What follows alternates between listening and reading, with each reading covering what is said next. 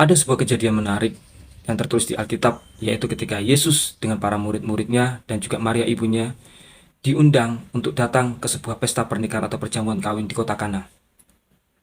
Di tengah-tengah perjamuan kawin itu sedang berlangsung, di tengah-tengah pesta pernikahan itu sedang berjalan dengan meriahnya, tiba-tiba ada sebuah kepanikan yang terjadi yang dialami oleh para pelayan pesta dan juga tuan rumah yang mengadakan pesta tersebut.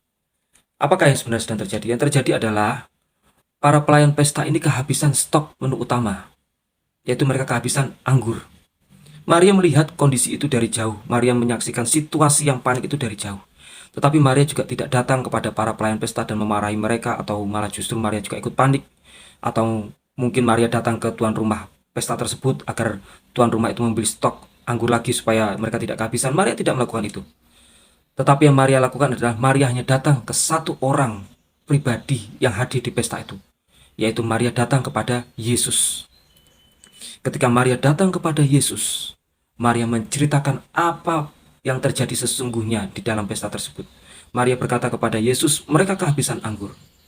Tetapi yang menarik, ketika Yesus selesai mendengar bahwasanya mereka kehabisan anggur, dan itu laporan dari Maria, Yesus tidak berkata kepada Maria, aku akan melakukan mujizat, atau aku akan menyediakannya. Kamu jangan khawatir, kalian jangan khawatir. Yesus tidak berkata seperti itu. Malah justru Yesus berkata kepada Maria, mau apakah engkau hai ibu? Waktuku belum tiba.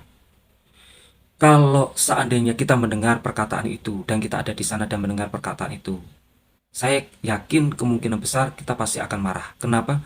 Karena kita merasa kita sudah datang kepada Yesus untuk berharap pertolongannya. Tapi kok malah justru Yesus menjawab, waktunya belum tiba. Berarti dengan kata lain, Yesus belum mau melakukan mujizat, atau Yesus belum mau menolong saat itu juga. Karena dia berkata waktunya belum tiba. Tetapi tidak dengan Maria. Waktu Maria mendengar hal itu, dia tidak marah sama sekali. Dia tidak kecewa, dia tidak jengkel kepada Yesus. Tidak. Malah justru dia datang kepada para pelayan-pelayan itu dan dengan iman, dengan keyakinan yang kuat, dia berkata kepada para pelayan-pelayan itu, apapun yang diperkatakan oleh Yesus, lakukanlah itu. Dengan kata lain, Maria berkata, sebentar lagi mujizat terjadi nih. Sebentar lagi Yesus datang menolong. Dan ternyata benar. Ketika Maria selesai berkata-kata seperti itu, Yesus memanggil para pelayan-pelayan. Dan Yesus berkata kepada para pelayan-pelayan pesta tersebut, ambillah air di tempat pembasuhan kaki itu, dan cedoklah dan sediakanlah itu kepada para tamu. Dan selesai para pelayan-pelayan itu taat melakukan itu, ternyata mujizat terjadi. Apa yang terjadi? Air pembasuhan kaki berubah menjadi anggur. Dan para tamu itu memuji dan kagum kepada tuan rumah yang melakukan pesta tersebut. Mereka berkata, ini anggur yang terbaik yang pernah mereka cicipi. Dengan kata lain, mujizat terjadi. Mujizat terjadi pada saat itu. Pertanyaannya, dari mana kok Maria bisa tahu bahwasanya pasti Yesus akan melakukan mujizat? Padahal Yesus berkata waktunya belum tiba. Waktunya belum tiba. Tapi kok Maria bisa tahu di hatinya bahwasanya Yesus akan melakukan mujizat? Jawabannya hanya satu. Karena Maria bergaul karib, bergaul erat dengan Yesus setiap hari. Sehingga Maria bisa mengenal karakternya Tuhan. Karena Maria bisa mengenal karakternya Yesus. Dan tanpa dipungkiri, Maria juga bisa tahu waktunya Yesus akan melakukan mujizat.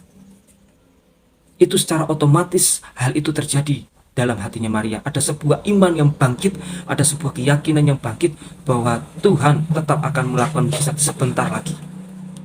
Kuncinya hanya satu, Maria bergaul erat dengan Tuhan. Bukankah hal yang sama seharusnya juga terjadi dalam kehidupan kita? Kita harus belajar mengerti akan waktunya Tuhan. Ada sebuah mazmur yang cukup tua yang ditulis oleh Musa, yaitu Mazmur 90. Dan salah satu penggalannya, ini merupakan doa Musa. Salah satu penggalannya berkata, ajar kami Tuhan menghitung hari-hari agar kami peroleh hati yang bijaksana. Dan itu ada lagunya cukup lama, yang berkata, ajar kami Tuhan menghitung hari-hari agar kami peroleh hati bijaksana. Saya yakin itu lagu yang kita pernah dengarkan dan sering dengarkan dan juga sering kita nyanyikan.